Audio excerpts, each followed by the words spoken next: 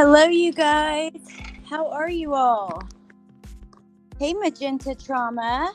Hey, Pointer Lover. Hey, Music City Mom. Let me turn this off.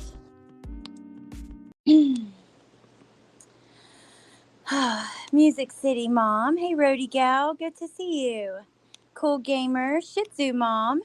Hey, Adrian. Hi, Heimdall. Web Weaver. Mark Klein. Thank you guys for being here. Hey, Purple People Eater. Katrina, Dave, Eric. Hey, Butterfly Angel. I like you so much too. Oh my God, you guys. So I'm a little bit annoyed because I'll be streaming, I guess, from my phone for a bit because Bentley broke my laptop, completely shattered the screen. And it sucks because that's the way that we like watch stuff together. You can't be on a phone and share your screen. I'm just really annoyed over it. So today we're going to talk about some of the things happening, but I've put overlays into my StreamYard so that we can, look at it as we go. Hello, on the road for Girls Only Weekend, Midwest Meemaw. That sounds awesome. I hope you have so much fun and stay safe. I'm off for the next 4 days. That's awesome too, Music City Mom. Oh God, I'm just so happy that school's out. We had a dentist appointment today, like an hour away. Tomorrow, I get to just sleep in, or at least a little bit. Hey, Jane Doe, connect it to a TV screen or a PC screen. You know what? I actually have another monitor at my house. I don't know how to do that. I didn't even know you could do that. Hey, K-Braze. Hey, Brandywine and True Crime. Hey, Joanne. Hey, Les Luth and Debs. Thank you guys for being here. So I just wanted to have a hangout where we could talk about, I was going to talk about some true crime stuff and kind of just a laid back, get your opinion type of thing.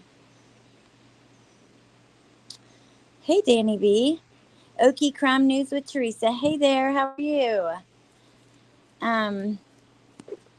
Okay, so let me show you guys. So I'm sure, unless you've been under a rock, you've probably seen both of these. First, I just want to talk quickly about this Gabby Petito, Bryan Laundrie stuff. And then we'll get into some Bryan Kohberger stuff. Screen connector that would connect to computer. Okay, Jennifer, I'm going to have to look into that. Your youngest daughter graduates next week. Oh, Brandywine and True Crime. Reminds me of Bendy, because little Bendy, her youngest, graduates too. It's a happy event, yet emotional. Absolutely. Just one sec, you guys. Sorry. Let me just check something.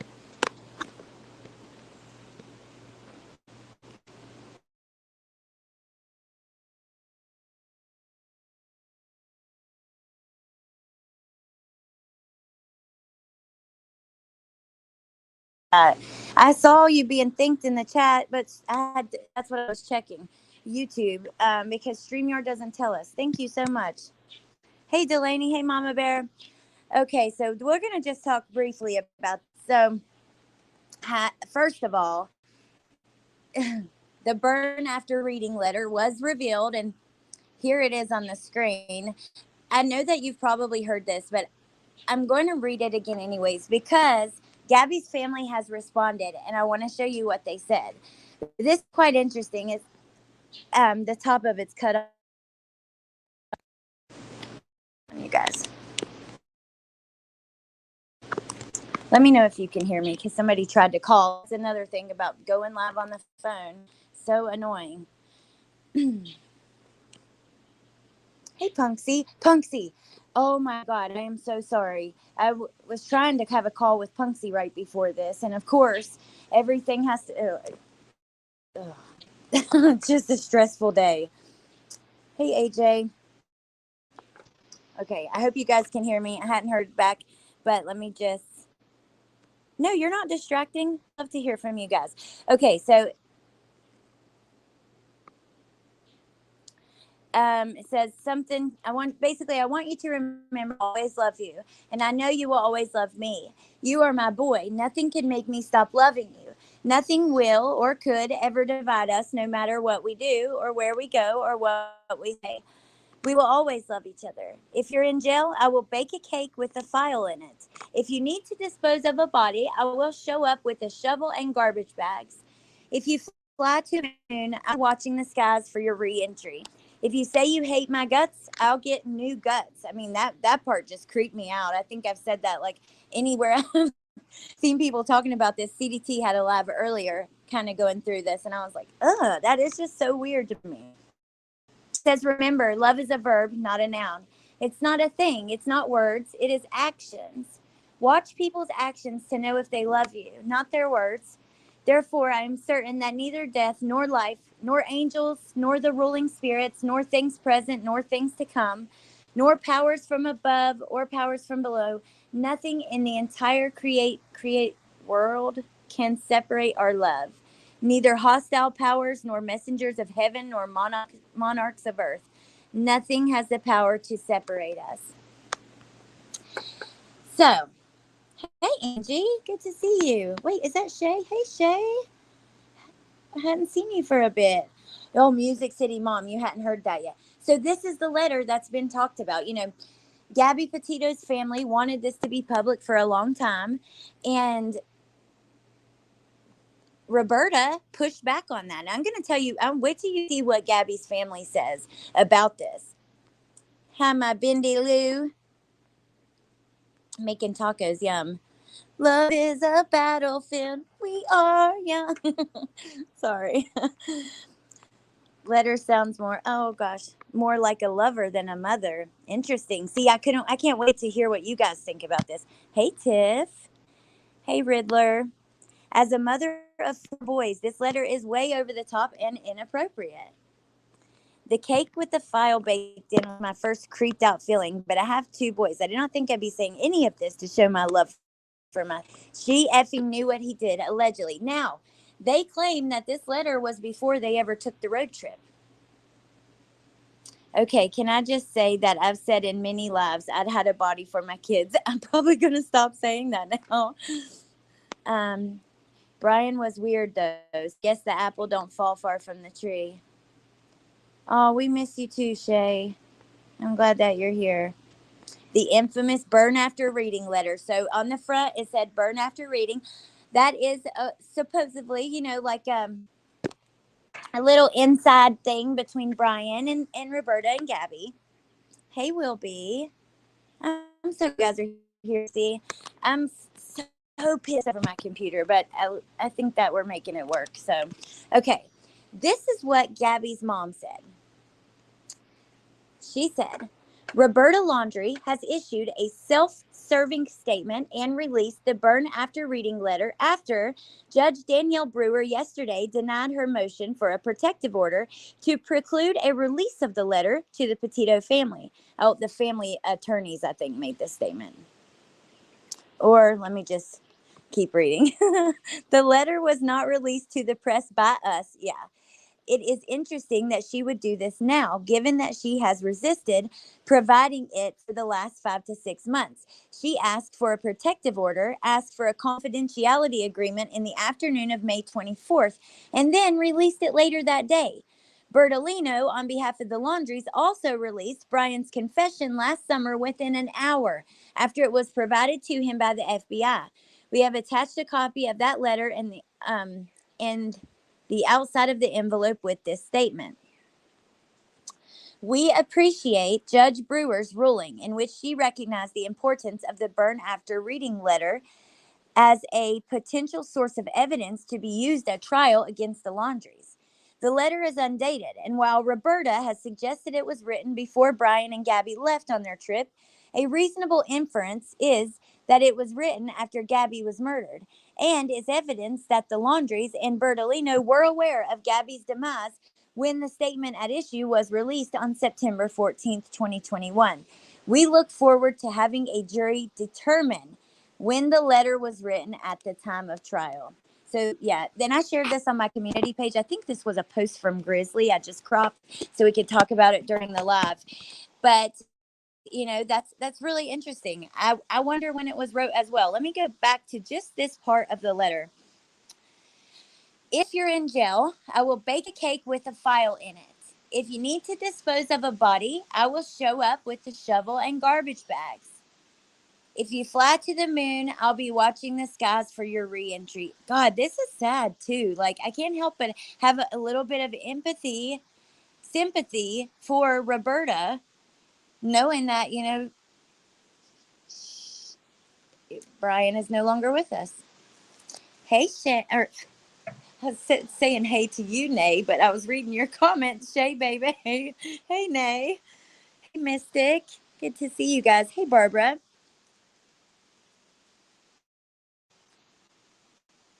When do you guys think it was written? Hey, Struggle is Real. Good to see you, too.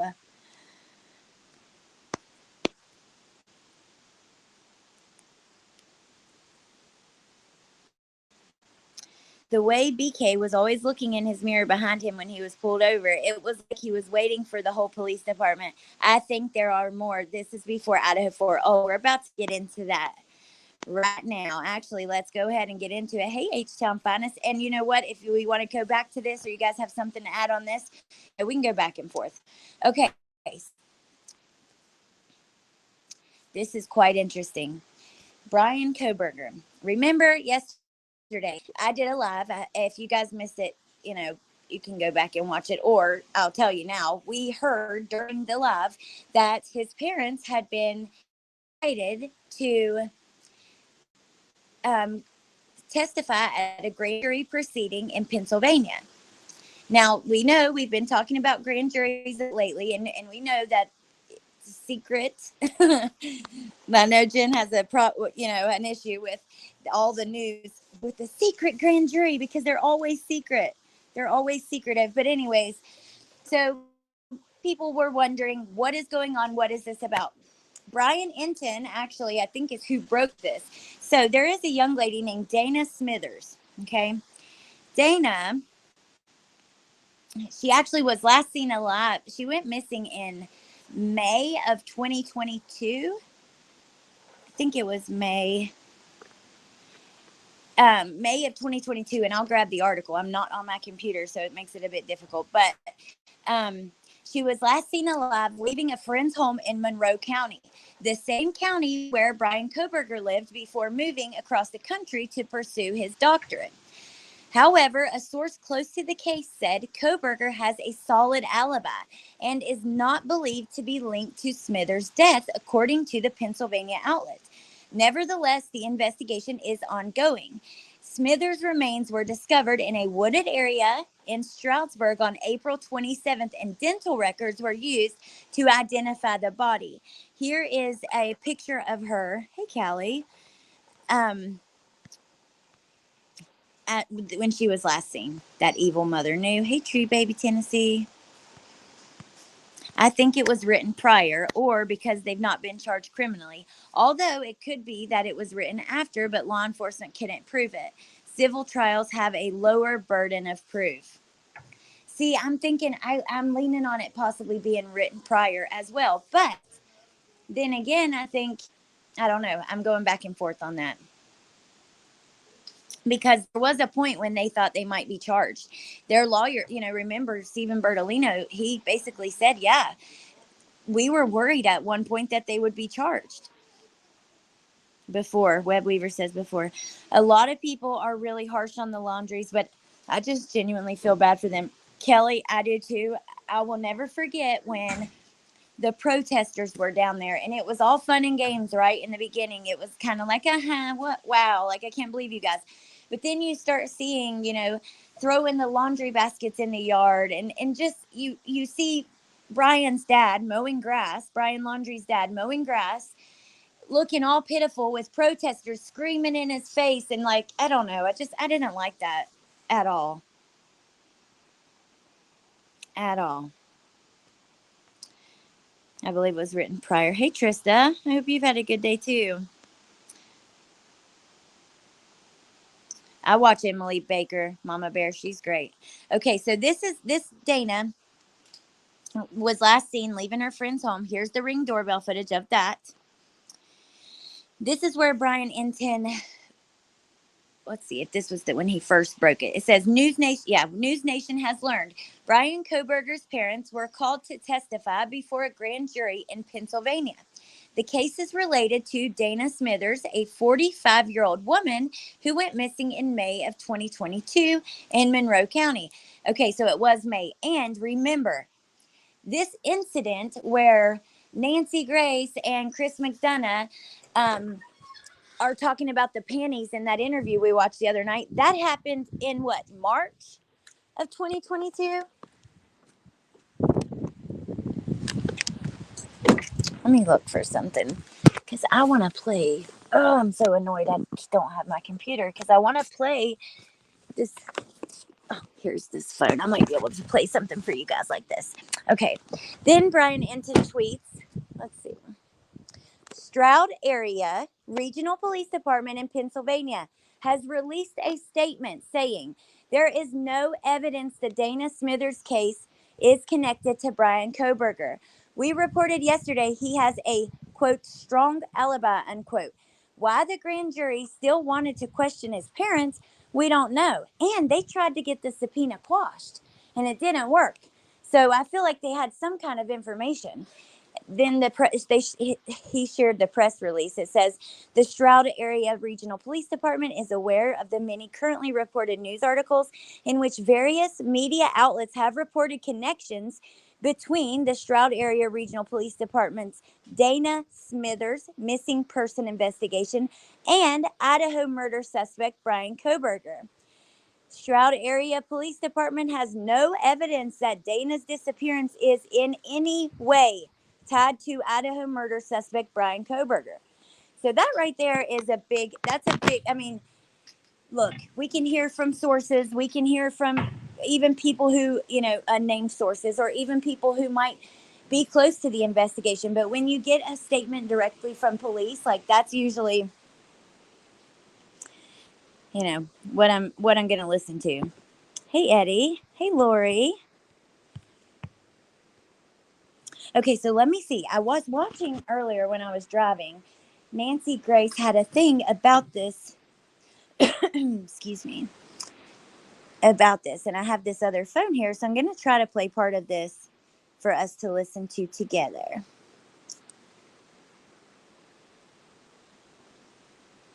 Okay.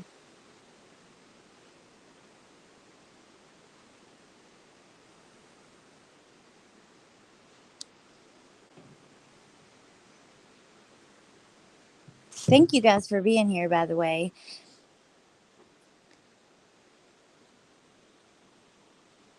I'm going to have to go to my history and find it that way. So just a second.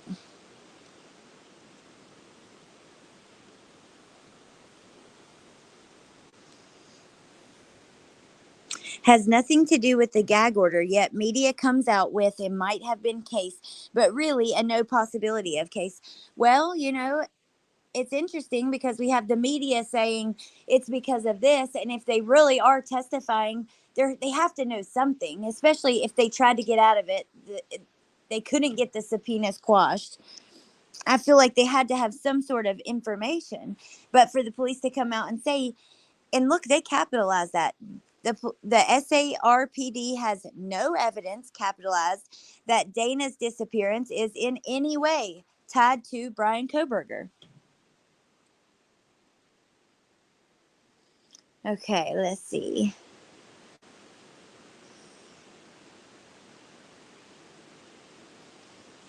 Here it is. Aw, that's awesome, Lori. Hey, Maria, good to see you. Oh, I'm so happy you did too. A lot of people are not getting notified. That's annoying. I'm sorry. The prices blow my mind.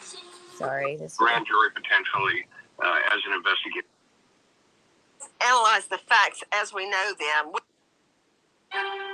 in front of a Pennsylvania grand jury. Beautiful. Okay. Breaking news in the prosecution of Bryan Kohberger, charged in the 4 murders of 4 beautiful University of Idaho students. In the last hours, we learned Kohberger's mother has already testified in front of a Pennsylvania grand jury, and his father Hey, is Tony. set to testify over their strenuous objections. What does it have to do with, well, the murder of a woman with 3 children, the youngest being age 7, Dana Smithers, who goes missing from the same county where Kohberger lived with his family, there in the Poconos, just before he leaves No, for Katrina. Washington State University. Hey, Dom. Why are Kohberger's parents being forced to testify in a grand jury murder investigation? So, Purple, I just don't. Maybe the FBI, maybe. But it wouldn't be Moscow because this is a grand jury hearing out in Pennsylvania. I don't believe a grand jury would meet just for an alibi. There has to be more evidence. He didn't do this one. Oh my gosh, Brandy, the other day someone called her Blandfield. And I laughed at that. That was pretty funny. I'm sorry, but I love Nancy Grace. Her dramatic effects are everything. Well, she definitely gets you like really interested. Even I've heard this part already, and I'm sitting here like with her dramatics. You can't help it but take note. She is an acquired taste. A grand jury murder investigation. Oh, Riddler, you're the in best. Pennsylvania. I'm Nancy Grace. This is Crime Stories. Thank you for being with us here at Fox Nation and Sirius XM 111. First of all, I want to go out to the founder and director of the Cold Case Research Institute, the star of a new podcast, Zone 7, Cheryl McCollum. Cheryl, of course, a grand jury has 2 arms, investigative and charging. The charging arm is when they indict you and hand down a true bill or a no bill. They don't charge you. The investigative part is when they take a matter under consideration. They subpoena documents, objects, people, all sorts of evidence. Ooh, I didn't know that. So the grand jury meets sometimes not with the intentions of charging anyone, but with the intentions of just investigating a situation. Hippie Sissy, I'm sorry, but I'm betting the Idaho 4 wasn't his first. Too many ballsy moves for a rookie. I kind of have felt that way for the whole time, I mean, he did make some mistakes, so that makes me wonder, but it was just very bold. Will be. Check and see if he drove by the house 20 times. Lily, Nancy is everything. Okay. Hey, Jaxie. Maybe Moscow has her ID from the glove in the box. I don't know. Here, let's keep listening for a little bit. All sorts of evidence. And then they decide. I didn't know that, if there Angel should be Fly. a charge. We don't know whether this grand jury is acting in a capacity of investigating and ruling out Kohberger, or investigating, preparing to charge Kohberger in relation to the murder of Dana Smithers. Ruling. That's so interesting. So, H-Town's finest. In my eyes, I wouldn't say he's guilty necessarily, but I think they have a lot of evidence that points to him. I don't think there's any evidence that points to anyone else that we know of. And so what do you make of it? I think they are picking out his alibi. When he says he has an airtight alibi, let's say his parents were his alibi, they're going to, talk to them individually and make sure that their story lines up with his story. I think this is absolutely investigative. All right, let's analyze the facts as we know them. With me, an all-star panel to make sense of what we know right now. And I can't wait to hear from this panel. But first, let me say, Eddie, there were not 10 ID cards, but you know what? I could be the reason that you think that, because when I first read the search warrant, I thought it said 10 cards in a box, in a glove in a box. but it was actually ID. The ID looked like the word 10. And I'm sure maybe other people thought the same thing. So that's probably where that confusion comes from. It actually just said ID cards in a glove in a box. He doesn't have more victims, says Deanna. Interesting. Of what we know right now to Joseph Scott Morgan. Oh, I love Joseph Professor Scott of Forensics, Jacksonville State University, author of Blood Beneath My Feet on Amazon, and star of a hit new podcast, Body Bags, with Joe Scott Morgan. Joe Scott, do you differ in your opinion? What is the evidence? You have always maintained that Kohberger's first murders. Deanna, I got the press release up on the screen. See, let me move your comment.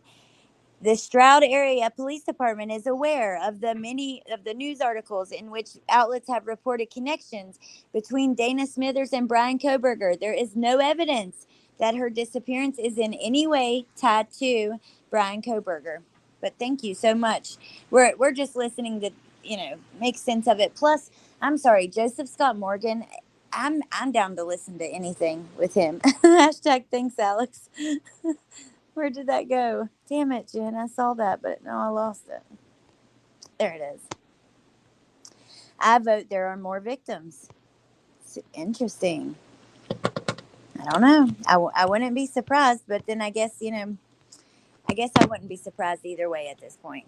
Okay. We're not the Idaho students. Yeah, I have, because it was such a flourish when you think of it, that this individual would go in and butcher these 4 students at this one time. And a lot of people will say, well, he was just surprised. He wasn't anticipating. This guy anticipates everything. Like, surprised about what?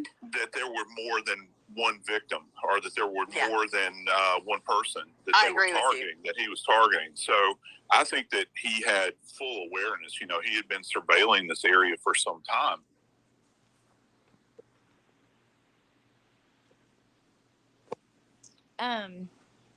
Will be okay. So Jen, just a second ago, Nancy said that there were 2. Hold on, I'm getting an ad on this. That there were 2 different reasons a grand jury will convene. They will convene to bring charges, or they will convene just as like an investigative, like using it as a tool to investigate something, which was kind of confusing. So I think that he's asking kind of about that. Most of these people that start off that have their beginnings, start off doing things like engaging in things like peeping Tomery or attempting to steal underwear and those sorts of things. So I don't know that it extends out to the idea that his first interaction of something nefarious was necessarily a homicide, but I think that there was certainly a dark side. Whether or not this woman is one of his victims or a potential victim of his remains to be seen, because we need more information from our autopsy. Well, it's going to be tough because, as we know, her remains were so decomposed, she had to be identified through her dental records. So yeah, she was gone. I mean, she was out there for nearly a year, from May of 2022 to April of 2023. We also don't have a cause of death, but speaking of underwear, to Chris McDonough, director at the Cold Case Foundation, former homicide detective, and host of YouTube channel The Interview Room. Chris McDonough, thank you for being with us, along with Cheryl, Joe Scott, and our other panelists. Speaking of underwear, I hear where Joe Scott Morgan is going, and I agree, yet disagree with him. This is anecdotal. This is not statistical, but I noticed in so many rape files and murder files, if you look far back enough into a defendant's record, criminal history, and you get their juvenile records, you very often will see peeping Tom, trespassing. I wouldn't be surprised at that at all. So Deanna says, that defense's criminal investigator Richard Bettoni, or I cannot say his last name, says Bethany has information that is exculpatory for BK. This is the thing about that. exculpatory, that doesn't mean that they have evidence that shows he's innocent or that they have evidence that shows it's someone else. It just means that they have evidence that, like, for instance, it could be something as simple. This is something that Jen has said, but it could be as simple as they chose someone else out of a lineup, the next day. Or, I mean, it doesn't necessarily mean that this is evidence that proves he's innocent. It's just evidence that is favorable to the defendant. You know what I mean? So, might not be the first time, but she's not the one. May have exculpatory evidence. Yeah. I don't remember the exact wording, but like I said, I think that, that doesn't mean a ton. Yes, the underwear have nothing to do with him. Thank you, Tiffany. Thank you. Because I have a real problem with that. We're sitting there, there are people pushing out crazy theories on both ends of this. The police set him up and blah blah blah. And the underwear thing. Who says that he was even out there in March? And by the way, if that was the case, then this Dana woman went missing after that. But regardless, it's just, it's frustrating. It makes a lot of sense why they, why they have a gag order.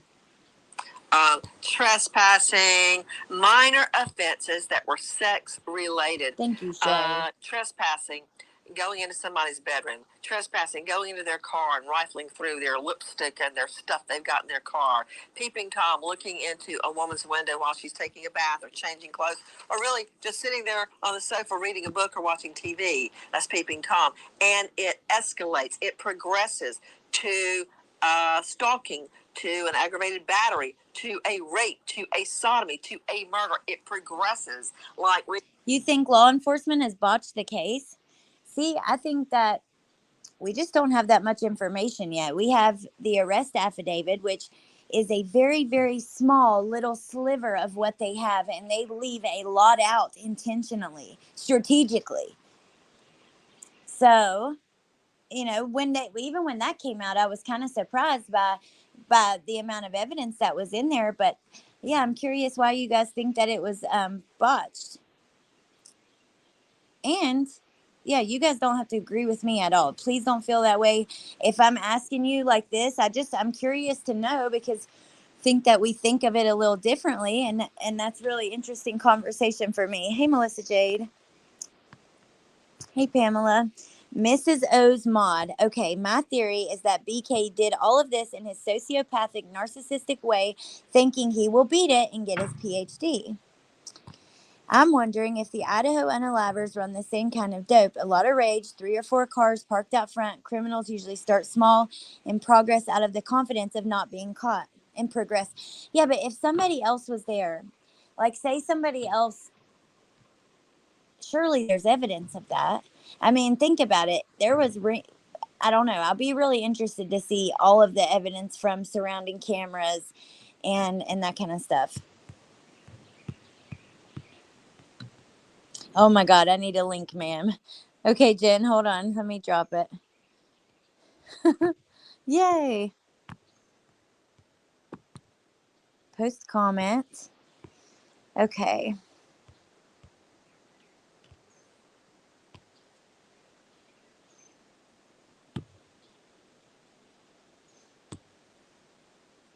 I'm glad law enforcement hasn't released stuff. I hope they're not trying to put this murder on him because the car is clean. Danny Rollins committed. But you know what? The fact that they've asked the parents to come, and maybe it's not even related to Bryan, you guys. It's very possible, but that it's not. I mean, I don't know. I just think we don't know enough. But to ask both mom and dad to come, I feel that they must have had some sort of information. They must have seen something firsthand, or, heard something firsthand, something like that. I think Ellie did a good job.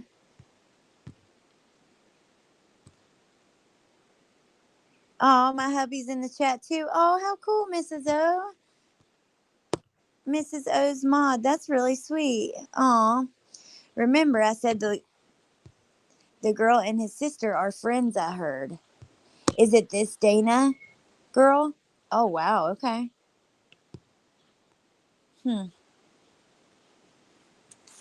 Okay. Oh, Jen's here, but let me put up my. Hold on, Bendy.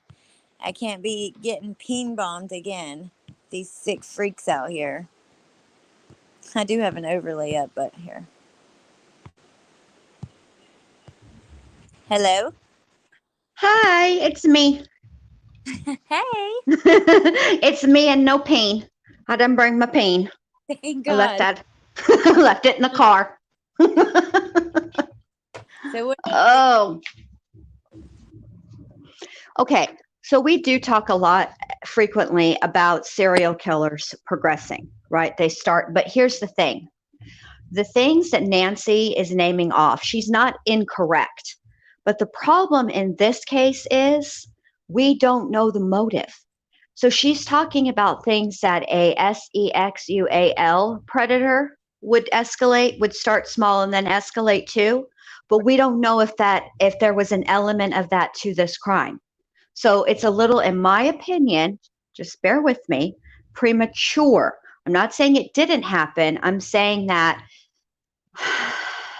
also there are serial killers who don't progress. Jeffrey Dahmer was one of them. He wasn't cruel to animals or anything like that. There's no evidence of that. And I mean, what he was when he was dissecting them with his dad, that's not cruelty. It's not like he was, dissecting them while they were alive. They were already dead. They were roadkill. And there's no evidence of him torturing small animals. There's no evidence of him setting fires. I mean, the first time he murdered his first victim. There wasn't a progression. He didn't beat up men first. He straight just killed this guy. Well, So it happens, but not always. There are always exceptions. You know how that goes. Yeah, and I think you have a really excellent point about we don't know the motive of this. We don't know much of anything. The arrest affidavit is just that's why it's like, I don't know. It's hard. It's frustrating because we just have a very small amount of information and we're making big conclusions off of that, The arrest affidavit isn't going to have everything. It's not going to have, that's just the way it is. No, and the most important information that we would need to understand about him, I just read Lynn's comment, which is a good point too. You could argue that starting with dissecting animals and then needing to graduate to people was a progression of his way of doing things. You could argue that, but that they're talking about they're talking about elements of a sexual predator. And so we don't know that information yet. Right. The truth is there's a lot surrounding Jeffrey Dahmer that just can't actually be verified. And his dad, unfortunately, who is the one retelling the majority of these stories from his childhood, has a motive to be less than honest. He took a lot of crap, a lot of blame. And so he does but I'm just saying it does frequently happen like that, but it doesn't always happen like that.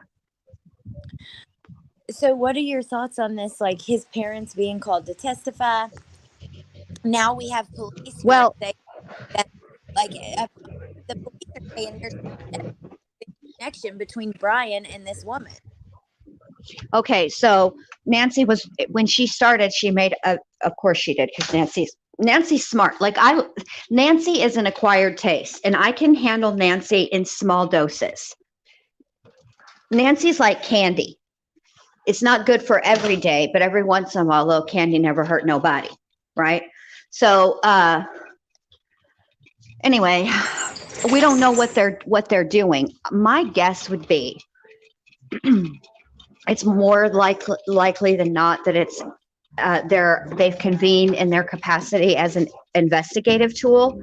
And the thing is, you cannot make a person go into the police department and give a statement. You cannot force them.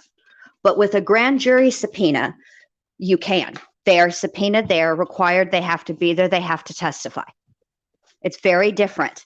And so while the Kohberger family may have just taken a stance of they're not speaking about anything to anybody, that's why the subpoena was necessary, so that they would have to. And it probably, I mean, if they're coming out like that and making such a, they said no evidence in all caps. Yep. I No feel evidence. like it's, yeah. I feel like likely I have to look into her case to know what potential reason they would have for calling them. I think somebody in the chat said that it was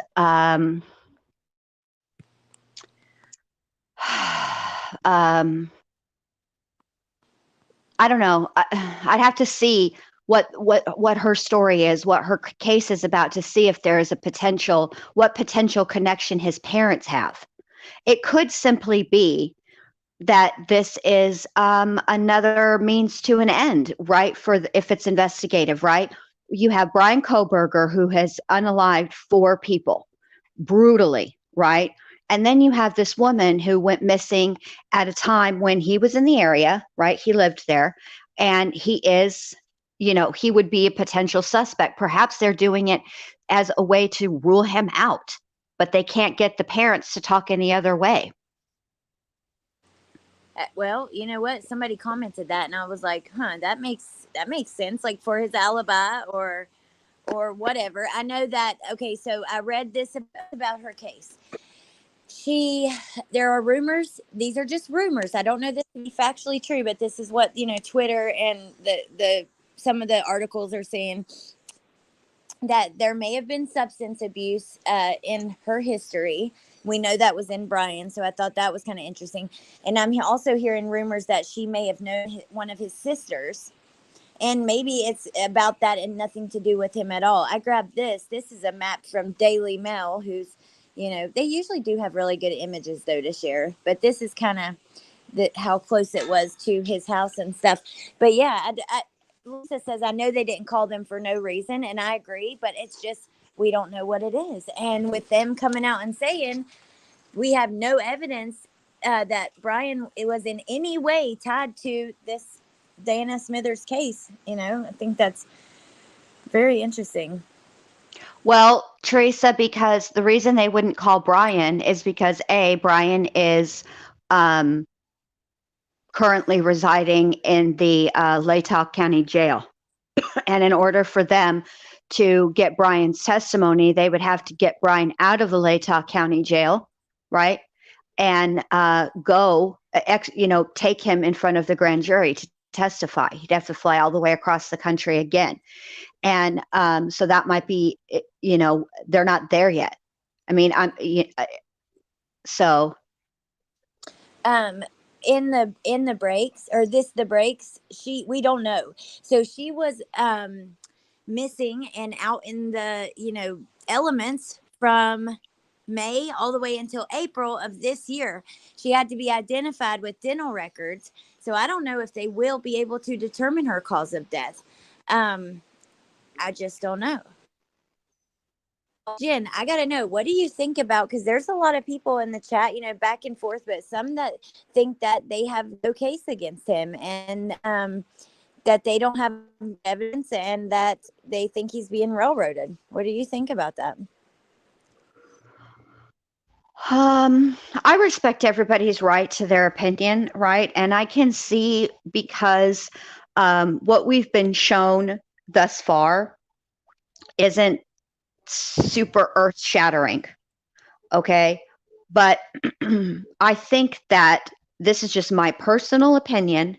I think that the reason why the probable cause affidavit and the subsequent search warrants, etc., were written the way that they were written was in an effort to keep most of the evidence that they have on the low, not for it to get out. because there's a huge public interest in this case. And this is my thing right now.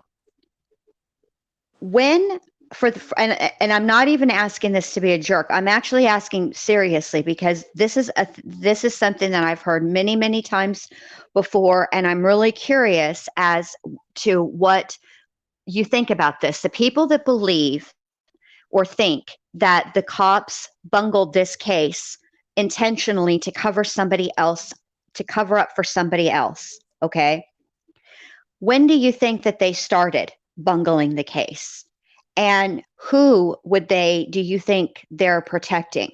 Because especially given the fact that this crime has received such scrutiny from the media, everywhere, social media, mainstream media, all the media.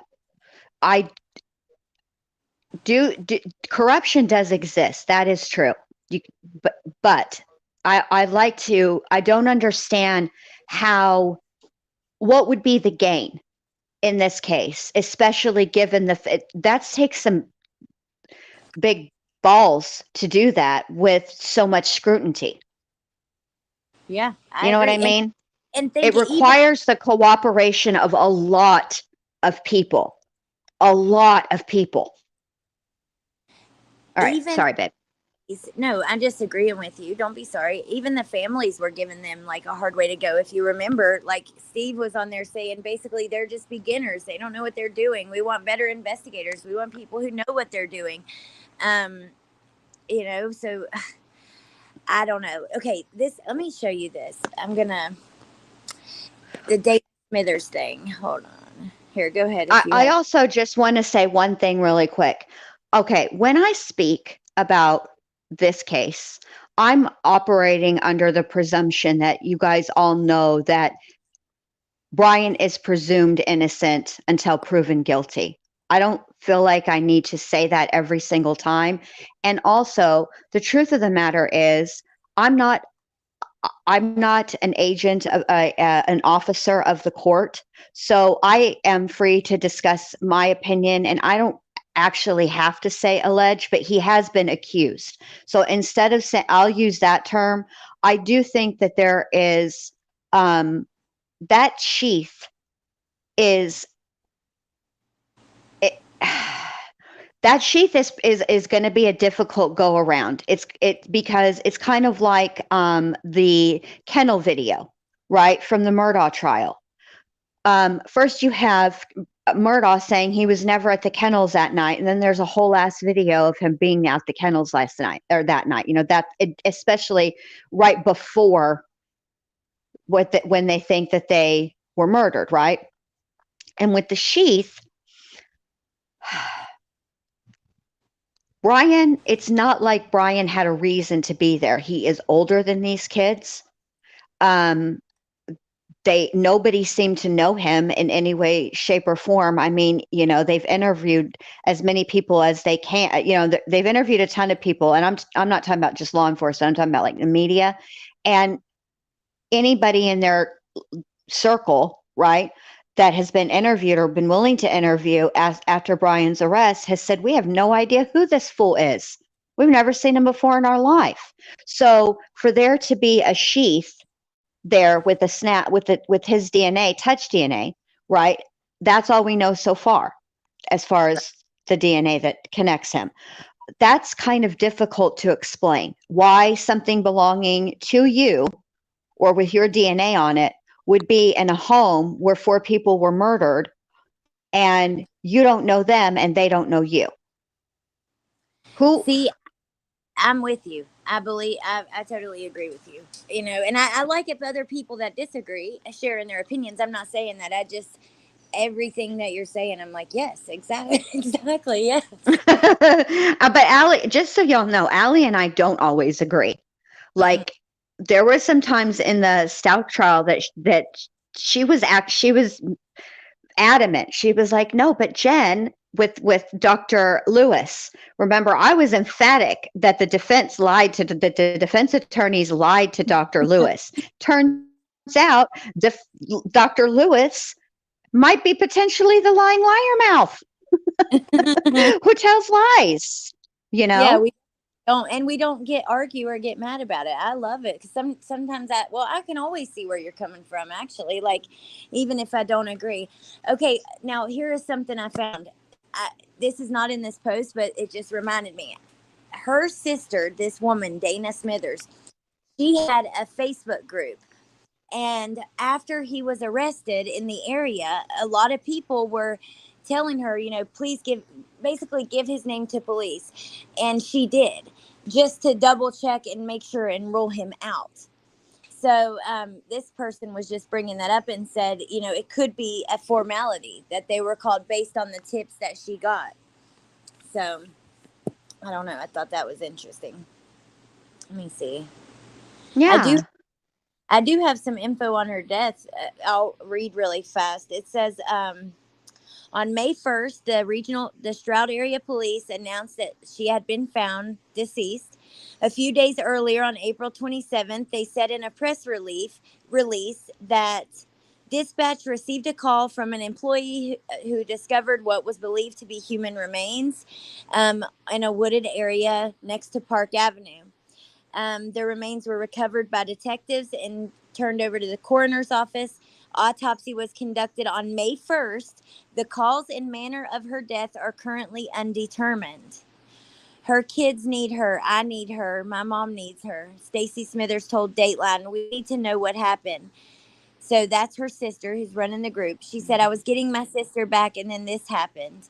We're basically at the end of the Poconos. It's a resort community. Really nice growing up there. Let's see. Dana Hey, has children.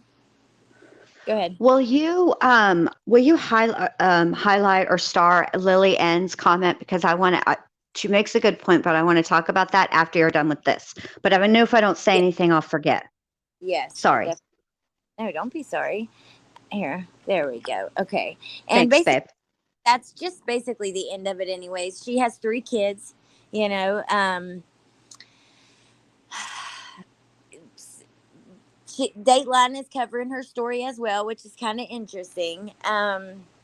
And basically, yeah, let me see if there's anything else that we should know in this. I think that's it. There's a whole article with like in detail about when she went missing, her sister talking.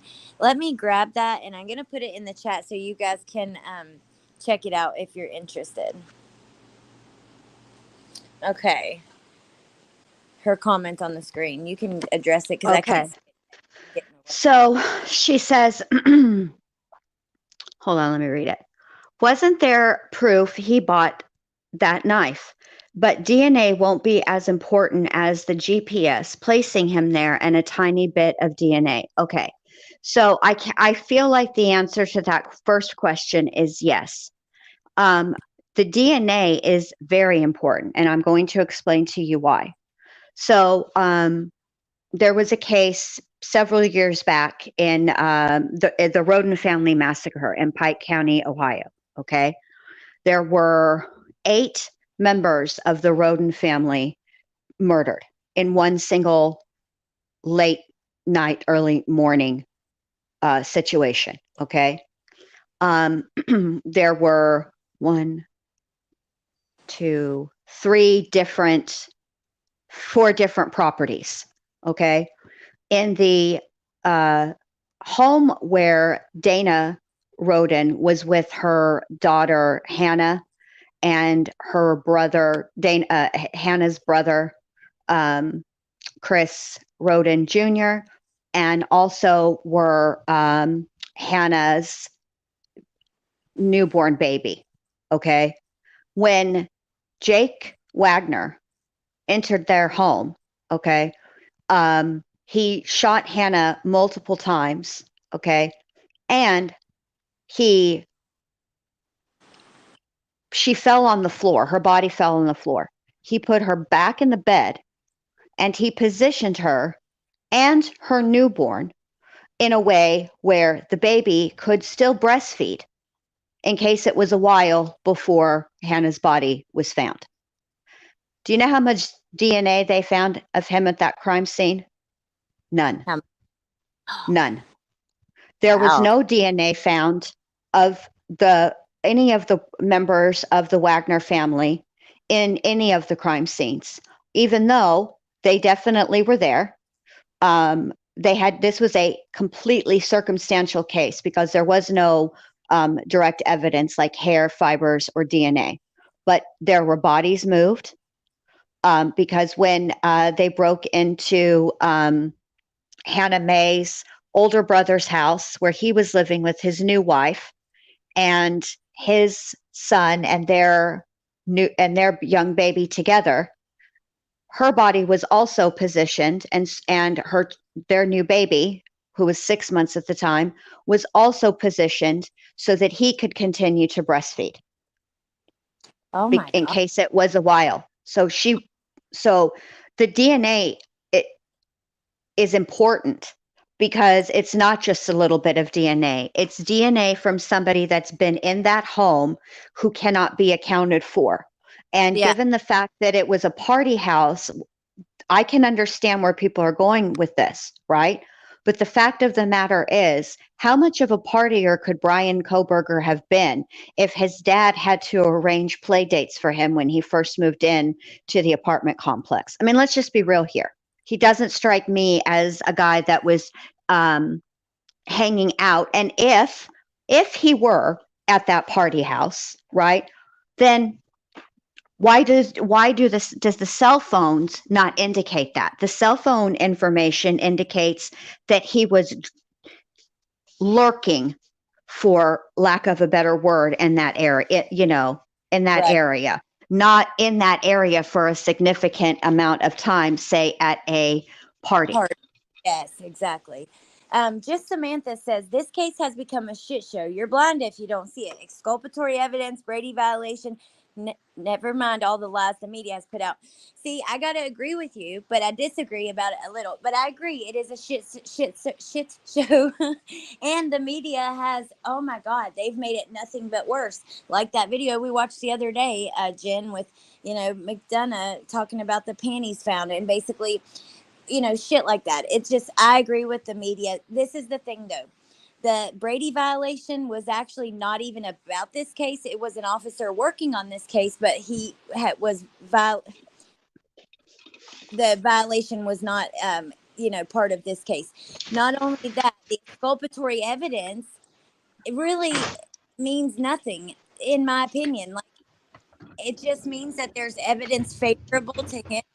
Mean there's evidence Bethany has that proves he's innocent. And I think everybody's going to be shocked when we find out exactly what Bethany does have and what she knows. I don't think it's going to be, oh, Bethany. I just don't think it's going to be a huge deal.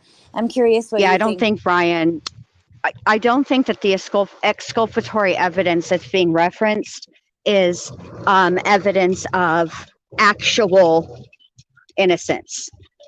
We see in trials all the time exculpatory evidence that's presented.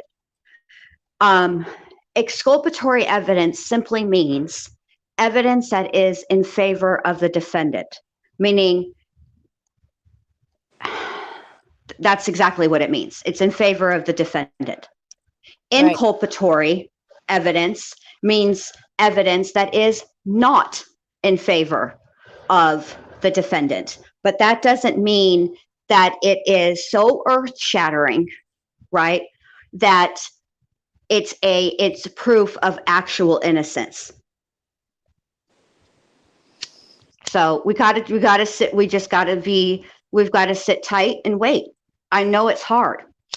I think people are going to be absolutely mind blown when we do get all the details. I think that, law enforcement, in my opinion, has this way more under control than what it appears.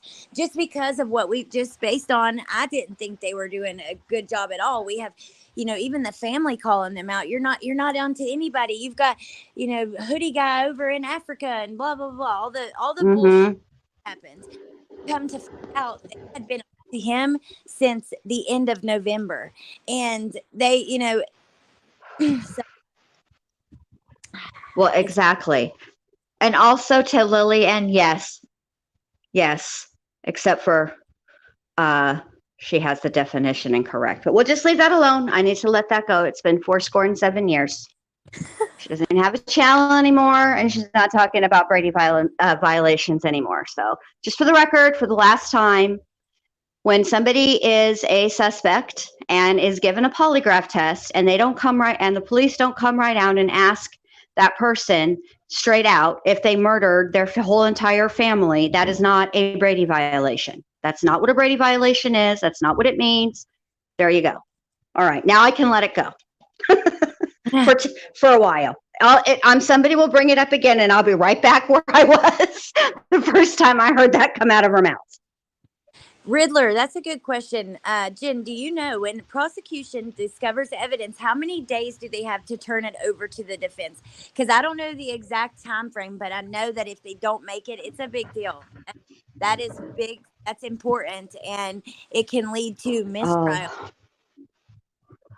I don't know the actual answer to that for this case. I would have to look that up. I'm sorry. I will look it up for you and I will find out. But if you don't want to wait for me to look it up, if you go to Google and you Google Idaho criminal, what is it? Let me think about it for a second. You can Google it. It gives you the rules of evidence as it pertains to criminal trials, and it will tell you in that. That's how I knew about, like, when the defense was asking for potential co-defendant statements, that she had to ask for that at the very beginning, because if she didn't and they developed a co-defendant after the fact, she wouldn't be allowed to get in her hands on any of that information. So I'll find it for you guys. Just, I can't do it right now because I'm on my phone and I can't get away from the StreamYard link, or it'll just boot me off. But I will find it for you guys, and it's something we can talk about for sure. Okay. But they do have a timely, I know it has something to do with once the defendant is represented or requests discovery, I think, and then a demand for discovery. It has something to do with that, but I'm not 100% sure. I don't want to tell you guys wrong. Right. I thought we all knew this was a psyop at this point. You know, I've seen a few people saying that. It was just really interesting. I love to listen to people have those theories and stuff, because, yeah, it's not really fascinating. So what do you think about, okay, 2 questions, because I love Tiffany's comment, because she has been saying, if there's no blood in that car, we're in trouble. How do you feel about our chances of him walking away from that crime scene and some amount of blood being in the car? And then also the other question is about the roommates. So I'll go to that one next. But well, let me answer Lily N. No. No, I said she doesn't even have a channel. The person who said that, the person who gave the awful wrong definition of a Brady violation, not you, babe. I know that you know exactly.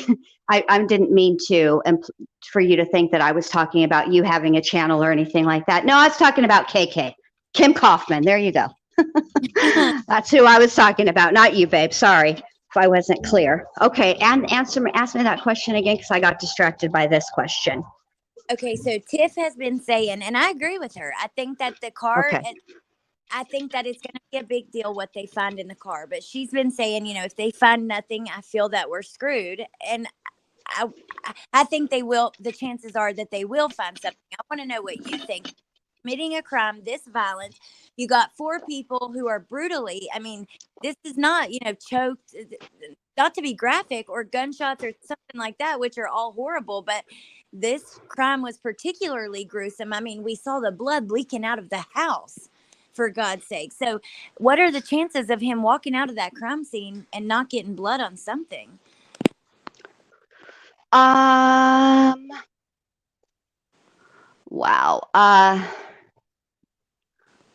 It was up close and personal, but then again, I go back to, Jake Wagner moving the bodies. And that's something that he admitted to.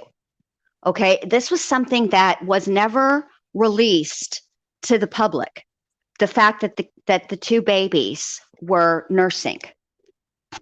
So, and he's the one that admitted to it when he confessed.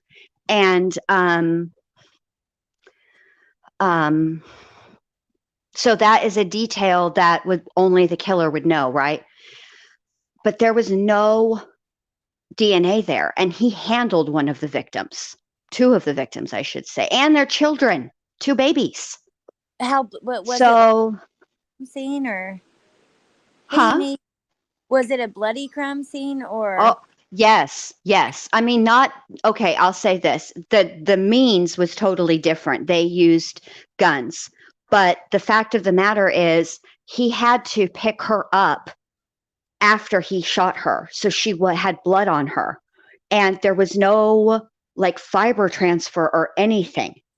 There was nothing. It was the weirdest damn thing I've ever seen in my life, but it does happen. So. See him covering up too, or you know what I mean, plastic something like shoe covers, or I don't know, preparing. Yeah, I mean, I think he prepared for this. He prepared for this, and we have to remember that there is a huge chunk missing out of Dylan's statement, right? From the PCA, right? We only have like a part of it. We don't actually know how long it was in between the events that are written together in that I mean, except for where there's times, right? But we don't actually know how much time elapsed between the last event that made her get up and then the final event where she says that she saw him walking towards the sliding glass door. We have no idea how much time elapsed in between that. And that could have been the time that he took to take his, shoe covers off, whatever. We just don't know.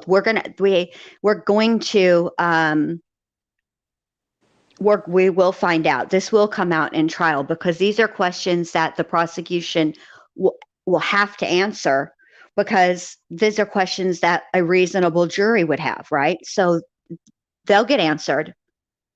Not all of our questions will get answered. I'll tell you that right now. There's always some stuff that sucks. Just we can't.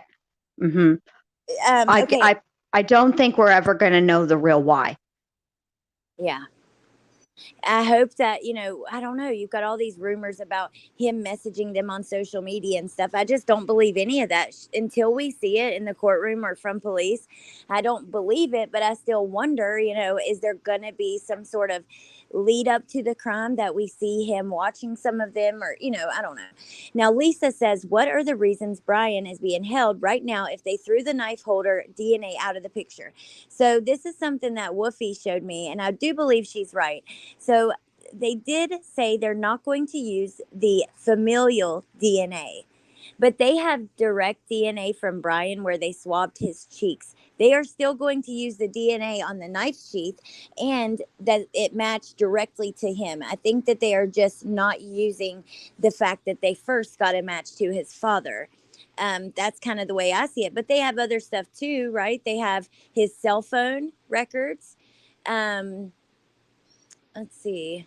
I'm trying to think in the affidavit the other things, but there's definitely more anyways. The affidavit is only, like I said, a very small percentage of what they have. That's just the truth. Think about Letitia. We just got a little bit in the affidavit compared to what we learned in the trial. Oh my God. Yep. Night and day. And remember now, we've had a grand jury indictment.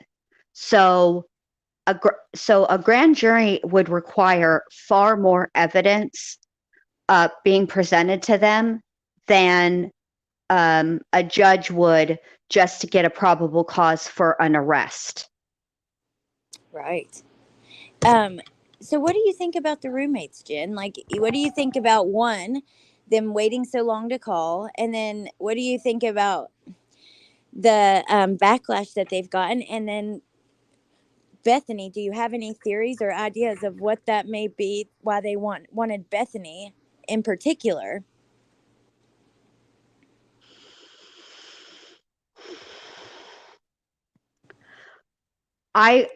What I can say at this point is I think we can all agree something there is not quite right. Okay. And I don't know what it is, but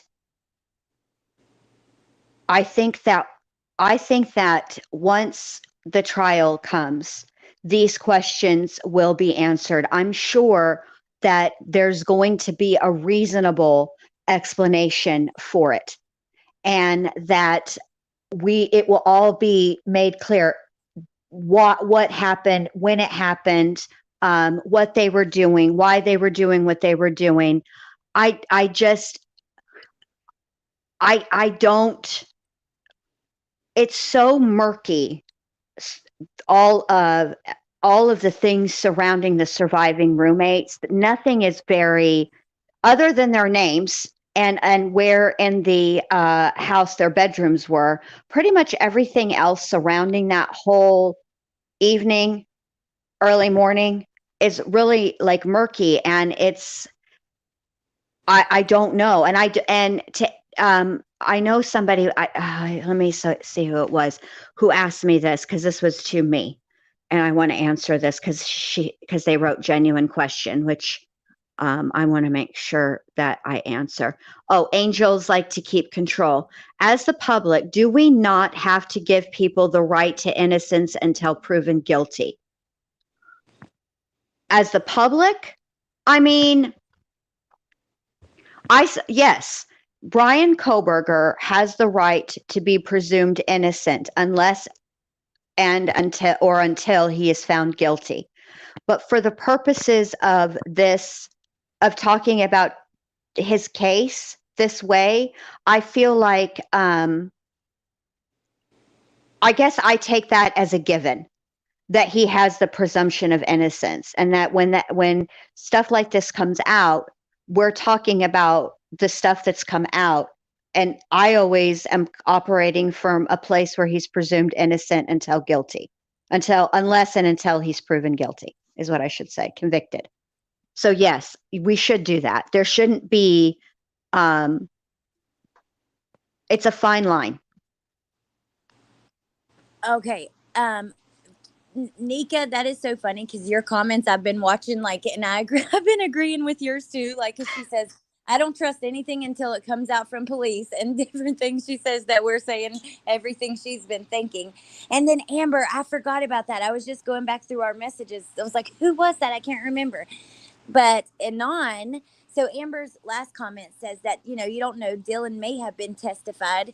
And then someone else had messaged her, and it was Anon Harsh, and he said that he was subpoenaed to testify as well. Which that's really... Oh, there you go. Mm-hmm. That's the thing. We don't know. That's the thing about a grand jury, right? We don't know. We don't know who was called, and we don't know what they said, and we don't know, and that's just on people. As far as the other, like crime scene analysts, detectives, analysts, etc. We don't know who was called from. We don't know who was called, and we don't know what all they said, because a lot of time and a lot of testing has been done since that probable cause affidavit came out, and since the search warrants were unsealed. So there's been results since then. So we don't know any of that stuff. But I will, yes, we should operate under the presumption of, Bryan Kohberger is innocent unless or until he is found guilty, right? Yeah. But well, I mean, I'm not required to give him the presumption of innocence, like legally, unless I'm called to sit on a jury. No, I mean, I can feel like the evidence is leaning more towards he is more likely than not to have committed this crime, but I'm not going to, but that's about it. All right. I agree. I mean, that's more if you're a juror, and we're true crime channel, so we're going to speculate and talk about the possibilities, and always, Jen and I both we will always bring the facts and make sure that it's very clear on what is facts and what is speculation. Now, Peace Dog Anon is, so he is the fire juggler neighbor. He did I interviews like him. in the beginning, and he talked about seeing the girls' house and how they partied a lot there, and he actually talked about the night that this happened, what cars he noticed outside, just things like that. Um, he did basically say that he was going to use this attention he was getting to jumpstart a career of some sort. He's a rapper, or I don't know. There's a little bit of stuff there, but yeah, Let me just say this. This is all you need to know about Anon. All right. He is a fire juggler. Homeboy made a whole video, okay? Fire juggling, right? Doing all the things. Bless his heart, his pants were coming down the entire time. And let me just say this. They got real low at one point, and there was almost a chance of seeing the twig and the veg, or the meat and two veg, right? But not only did that man pull his pants up, and we never saw the meat and two veg, he never stopped fire juggling. And that's all you need to know about Anon. Those are the important facts.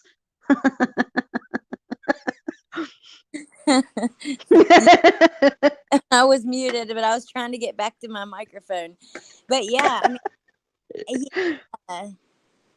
it's quite interesting the way that, like, I don't know, do you remember the neighbor who came out and everybody was kind of blaming him? Yes. Social media, it can be helpful to these cases, but damn it if it can't be harmful too.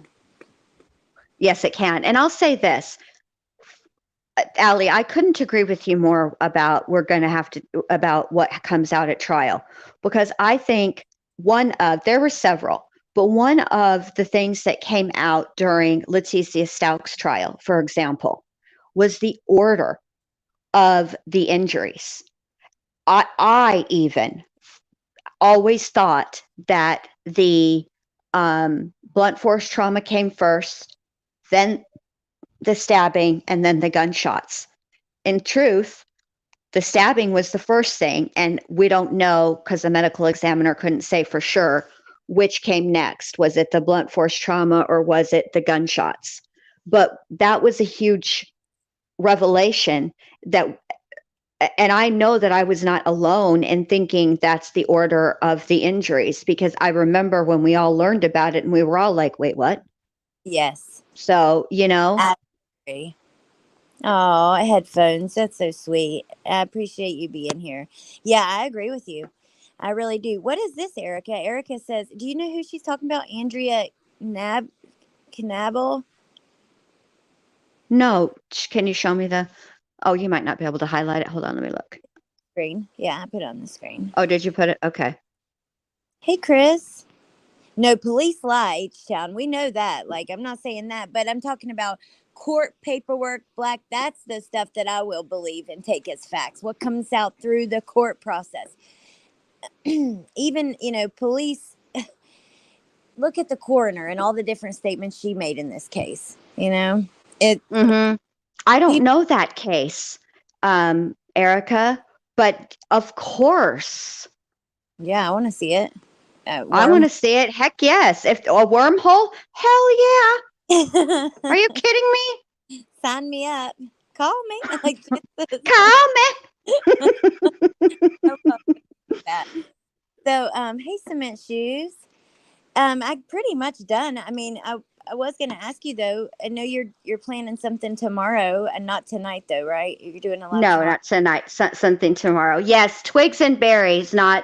I got the twigs and berries infused and confused with the meat and two veg. My bad. Oh, I'm so pissed over my computer. I know. I do have a monitor, so can I easily just hook up the laptop to a monitor? Yes, you should be able to do that. Yes. Okay, I'm gonna look into that. Oh, welcome, Anaphylaxis. Thank you for joining Brandywine. Call me. I love when you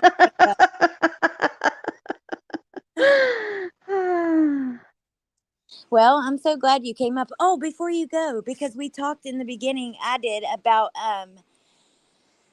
Bryan Laundrie and this burn after reading letter. The Petito family attorneys have put out a statement. Um, what do you think? I mean, look, I will say this. I have said many, many times on my own channel and on other people's channels that I love my kids so much I would hide a body for them. I'm like 99% sure that I would never have to do something like that, but you never know, right? So I'm not going to say that anymore. However, I feel like with this letter, I'm kind of. Oh, you guys want me to do a dramatic reading of the laundry letter? Oh, I would. Okay. I mean, I'll give Okay. you. Don't, you hate my guts. I'll find new ones. I'll do it. I'll do it. I feel like see in Florida, you do not, the law is this. A parent does not have to turn their child in, right? For something like this, even if they know they do, it's a moral obligation, not a legal obligation. However, what you cannot do is aid and abet. So I was thinking about this. Even if they knew, right, and the letter was written after the fact, they can't be prosecuted unless the it can be proven that they aided and abetted in some way, shape, or form, right? You can't help, but you don't have to tell. So that's why they're not being prosecuted, which is exactly why the Petitos have this lawsuit out against them, because they want the Laundrie parents held accountable. And a good example of this would be the Aiden Fucci situation. Okay, Aiden Fucci's mom is in trouble, and now she's got to do 30 days in the jail because she does not legally in Florida. She did not have to tell the cops anything about what she knew or when she knew it with respect to Aiden. Where she got in trouble and where the law was not on her side is when she washed the jeans. That's tampering with evidence. That and she was caught doing it on her own security stuff. So not a good look, ma'am. But yeah. So this is the only measure of recourse for the Petitos to get an acknowledgement in some way for what the Laundries may or may not have known when they knew it. You know what I'm saying? Because I think because of the laws in Florida. If this had been somewhere else, they probably would be in trouble. But Florida doesn't require that. Do you think it was, it said burn after reading on the front, which is supposedly like a thing between all of the, all of them, including Gabby. But it's a movie. Right. I knew I'd heard that it was It's a movie. It's the one with Brad Pitt. It's a comedy. It's hilarious. Well, listen to this part, because this makes me wonder if I want to know if you think it was written before or after. She says, if you're in jail, I will bake a cake with a file in it. If you need to dispose of a body, I'll show up with a shovel and garbage bags. But then she goes on to say, if you fly to the moon, I'll be watching the skies for your reentry. That part makes me so sad. And then the weird get new quotes. But the file in the jail and stuff like that, the fact that was one of the first things that she went to does make me wonder if it was after. But then again, the comments about the moon, makes me wonder if it was just a general. I'm curious if that doesn't come from something. If those are not her own words, but a quote from something. Do you know what I mean? Yeah, I don't know. I could Google it and see if anything else comes up. Because I Uh, remember when my kids were little, I used to tell them, I love your guts. And I'd like to tell y'all that I'm so very clever and so very original. Then I made it up myself. I didn't. I was watching Boys on the Side. And that is what the little boy in the movie said to his dad. I love your guts, Dad. And I always thought that was so cute because it's a way of expressing, you know me, y'all, I'm not squishy. I'm not like that, so it's a way of being loving, but, I can get behind it without sounding like a sap, right? And so it's very possible that some of that stuff came from something else. We should Google and see if it's a quote from that movie, Burn yeah, After Reading. I'm gonna look and see because I find that Okay. interesting. Erica, if you're still here, I would love to hear from you. I have a second channel where I do conspiracy stuff and this whole psyop theory. I think that that is really interesting because Uncle Benny is a regular chatter here who I love and adore. In a lot of cases, he feels that way about not all of them, but I love to hear from people who kind of take that stance. See, I think this is worth talking about, and I think it's worth Gabby's. If I was her parents, I'd do the same thing because I do feel that they knew what happened, and I feel like I feel bad for them in a way, but in a way, I would probably want them to pay as well. I understand both sides of it. I can understand the incredible loss that the Petito family and Schmidt family feels at the loss of their daughter, Gabby. And the burden that Bryan put on his parents, if he indeed told them, if they knew, what a burden that would be. Put yourselves in their shoes.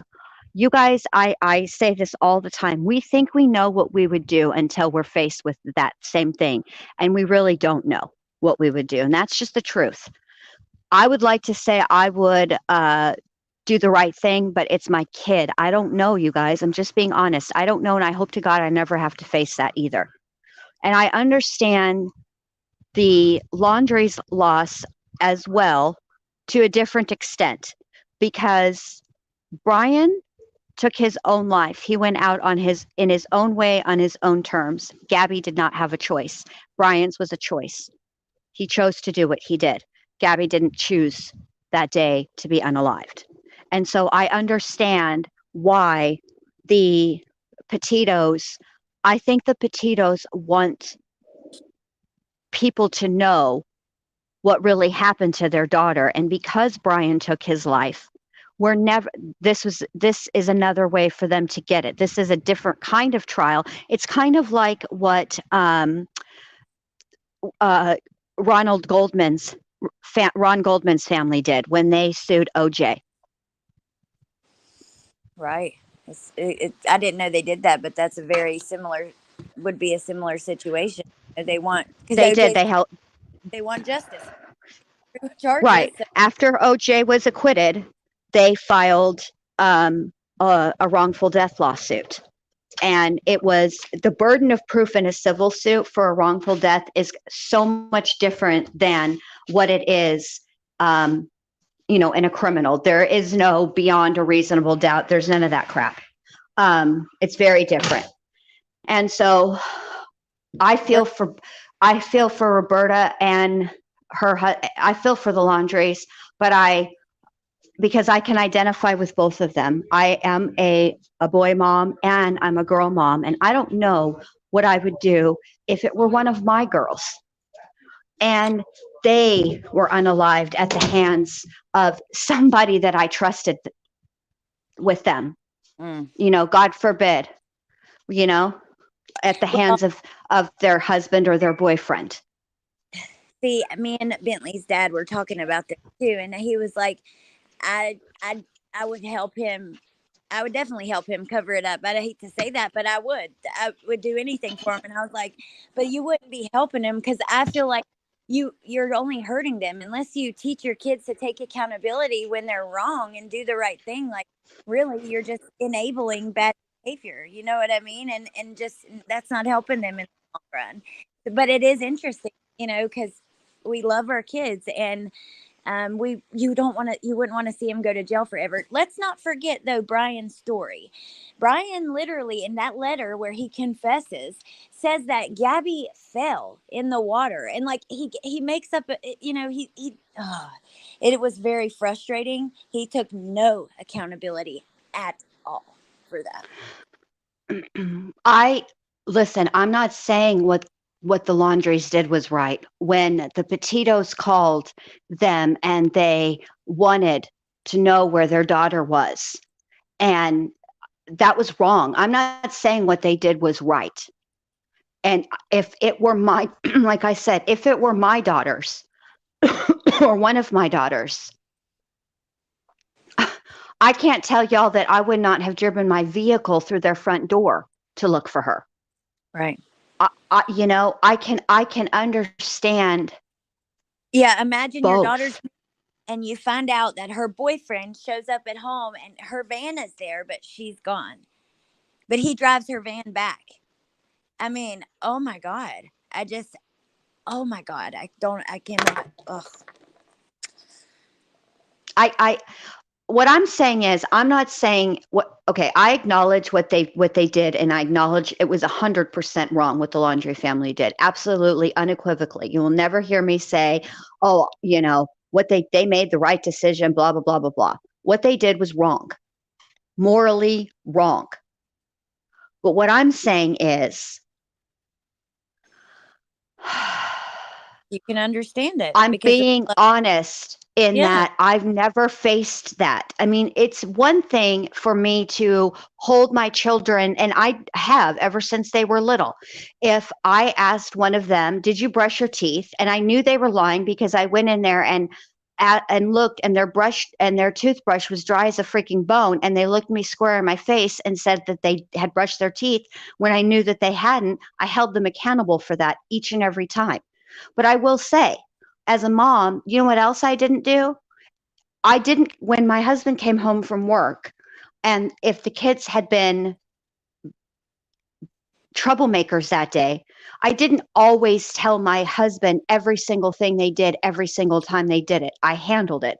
So in that way, was I enabling them in some way by not telling their dad? Because I didn't, their dad had one day off a week. And I handled it. They'd been punished, whatever the situation was, I took care of it. It was resolved. So what I'm saying is, I don't know if I'd like to say that I would 100% do the right thing. I would rat them out. I would go and point the cops in the direction of where my kid was hiding out. I'd like to say that I would do that. But I also am being honest in saying I'm not actually 100% sure that I could. That's all I'm saying. And I love that, and thank you for being honest, because I appreciate that. About you don't want to lie to people, and no, I just appreciate that. So, and like I said, that's what I understand that. I also understand that murder and brushing teeth are not the same thing. What I'm saying is, I do hold, when they were little, when I was raising them, I held them accountable. I did all the things that you're supposed to do as a parent. Okay. I just am being honest about, I don't know that I could, I cannot sit here and tell you guys with 100% honesty that I would tell the cops. I actually am telling you with 100% honesty, I don't know what the fuck I'd do. Right. Yep. Well, okay, last question before I'm done. And I'm so glad you came up, but what did you think about that camping trip they took? Did you like, to me, it always kind of felt like it was like a goodbye, or a I don't know, but it was very eerie. Or what do you think about that? And do you remember, this was a point that Cement Shoes brought up. Roberta not only didn't answer Gabby's mom, she blocked her on all social media.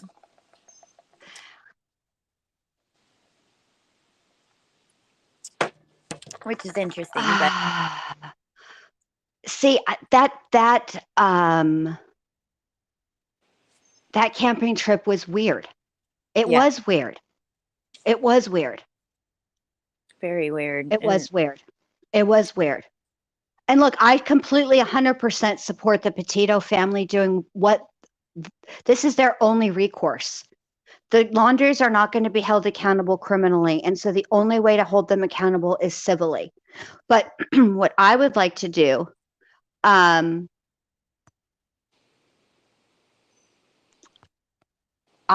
really would like to wait and see. I want to know, because they've gotten to the point, because the way that a civil trial works, you file, right? But then a judge has to overlook the evidence that that you intend to present, right? The preponderance of the evidence to see if you actually have a case, right? And then they will and they cleared that hurdle. So to me, it seems like there must be something there, and I want to see what it is. And I'll tell you this: whenever we find out what it is, I will be honest about it. I don't think that I don't think they handled this correctly. I think what they did was wrong. I think what they did was cruel. To lie to Gabby's parents and say that she was sick was cruel. They had a right to know. They did. They did. Yeah. Amber says, how will they prove the letter was written after? Well, this is what they said. Look, this is what the Petito lawyers said, the statement. They said that, okay, the letter is undated, and while Roberta has suggested it was written before Bryan and Gabby left, a reasonable reference is that it was written after Gabby was murdered, and is evidence that the Laundries and Bertolino were aware of Gabby's demise when this statement at issue was released on September 14th. We look forward to having a jury determine when the letter was written at the time of the trial. So, you know. Yeah, I mean, I think the reference that they're citing is the body, and bringing a shovel and garbage bags and baking a cake with a file in it. I think that's probably what they are referencing. And Checkmate Humanity, I do think it's possible that it was like a last goodbye. I do too, which is so creepy. Thank you, Pamela. You're a pragmatic person. I actually just Googled what that meant. I was like, wait, what does that mean? Then thank you. What does it mean? Hold on. It says, dealing with things sensibly and realistically in a way that is based on practical rather than theoretical considerations. So there you go. Reasonable. You're a reasonable gal. So are you, and I'm so glad you came up, because I love to hear from you about this stuff. And yeah, it's interesting, kind of waiting for everything to unfold. Yeah, I mean, that's all we can do. Yeah, absolutely, you're right. I mean, I feel horrible for the Petitos and Schmidts. I do. Awful. I can't imagine, and I hope I never have to know what that feels like, to not know where your child is. And then, to add insult to injury, you find out what happened to your child, right? And you find out that the people that you called, who should identify with you more than anybody else because it's both of your children, right, lied to you. I would be livid. Like I said, I don't know that if it had been me, I would not have driven my vehicle through the front door of the Laundrie home to look for my child. I probably would have hopped that fence on the off chance. Remember the thing about Bryan was underneath one of the planters? Yeah. And like a bunker. I'm telling you right now, I can't say that on the opposite side of that I wouldn't have hopped that fence and dug that thing up myself just to know for sure. Yeah. For my own peace of mind. I'm not saying I wouldn't have done any. I don't know what I would do. I don't know what I would do for my kids, is what I'm trying to say. Well, I hope I never have to be put in that position. I hope you never do either. And I don't know. It's hard because we're all judging these people, right? Like we're judging their parenting, their lifestyles, and we're just seeing this little bit of information, and it almost feels unfair because look, Roberta, there's some things that she's done that are like, ugh, red flag to me. You seem like, maybe not the best mother as, at certain times and stuff like that. And then I think, dude, you don't have a clue. You're just seeing this little piece of her life and being so damn judgmental about it. It's natural, right? We're humans and we can't help it. But you got to keep in mind that we're just seeing, a little percentage of everything. And, if you're not really there in person, you just, I don't know. You know what I mean? Well, right. And we have to also understand that that the Laundries had 2 children. They have a daughter too. And by all accounts, she's, reasonably well adjusted, and they were both raised in the same home. So this is where we really this is a deeper conversation about nature versus nurture. Because how do you have 2 children raised in the same home who turn out vastly different? That's interesting. I don't know. It's like, it reminds me of the Jesse McFadden thing. Him and his brother, I mean, they're not different. They're the same, but it's still it brings in that nature versus nurture conversation and what their life was like because the way they turned out. It's fascinating to, dig into, but. Well, now ATS News has me. I feel like ATS News always asks me questions she already knows the answer to now. Is she a half sister? I mean, even if she was a half sister, right? It depends on which half she is. If she is Roberta's daughter, right? I don't have to look it up, but either way, she was influenced at least in part by the Laundrie home. I mean, she was raised in part in that home.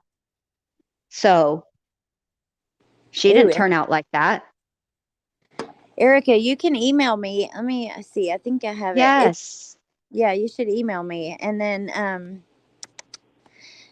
I don't know, Jen. Here's my email on the screen. What are your plans? Anything for us to look forward to with you or not tonight, but tomorrow. Right. But that's it. Okay. Tomorrow at 9. Your fave time, Checkmate Humanity, thinking about the way things played out with Bryan getting away. I could never prove this, but I find myself wondering if the Laundries could have paid the cops to look the other way on all of that. It is interesting how he got out with everybody watching the house and, I don't know. That is interesting. Ooh, Amber, I don't know if she was. If so, I don't remember anything about that, but that does bring up it is a point to make if you're talking about nature versus nurture. Well, yeah, but I mean, genetically, we're all different unless we're identical twins. That's true. Yeah. So, I mean, They are not divorced. His sister wasn't getting love letters from Psycho Mom either. All right. Well, we don't know. Maybe she wrote notes in her lunchbox. Yeah. We don't know. No, I'm just teasing. Well, did you guys hear Allie's analysis about how it all happened for BK?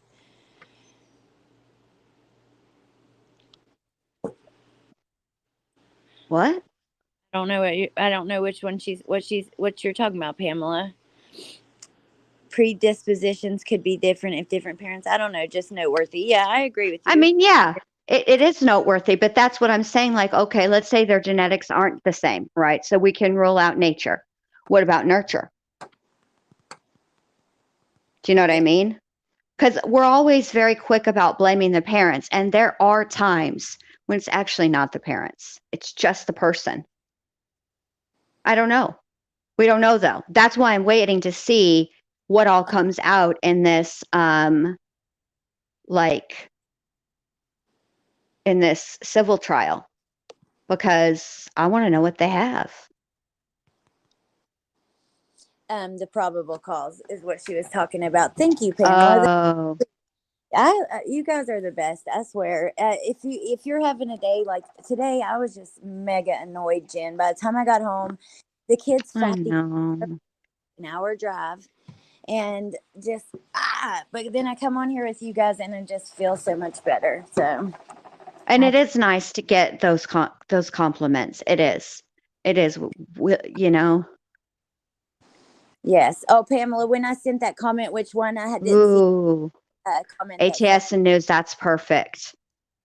I think genetics loads the gun and nurture pulls the trigger. In my opinion, it's very complex, which is all a part of true crime. I love it. I do too. I know. I love it too. And that's how I think it. That's kind of how I feel like it is too. I don't think it is all one thing or another. I think it is a combination of both.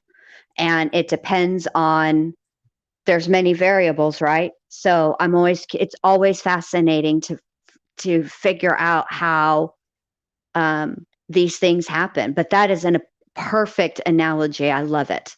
I do too. The way that you said that is perfect. And oh my God, Mm-hmm. I forgot about them mistaking him for Roberta. Remember? They, Yes. oh my God. Oh, hey, Amelia. Yes. All right, you guys. I'm going to let you guys go. I will see you tomorrow. I'm going to find something good for us to talk about and go through without the computer. I'll find a way to make it work. And Listen, I've told you that if you need me to be here, I will be here and I will share the screen. well, thank you. I appreciate that so much. Of course. Thank you. That's what friends are for. And guys, dropping Jen's link in the chat, and then also a couple of my other friends who are in here, and they have really great channels. So definitely go check these channels out that the Nightbot drops if you haven't seen them yet. But yeah, all right. I love you guys. I appreciate you. Thank you for being here, and I'll see you tomorrow. Let me drop Bye, y'all. one more link, Miss Melissa, and then all right. Bye, guys.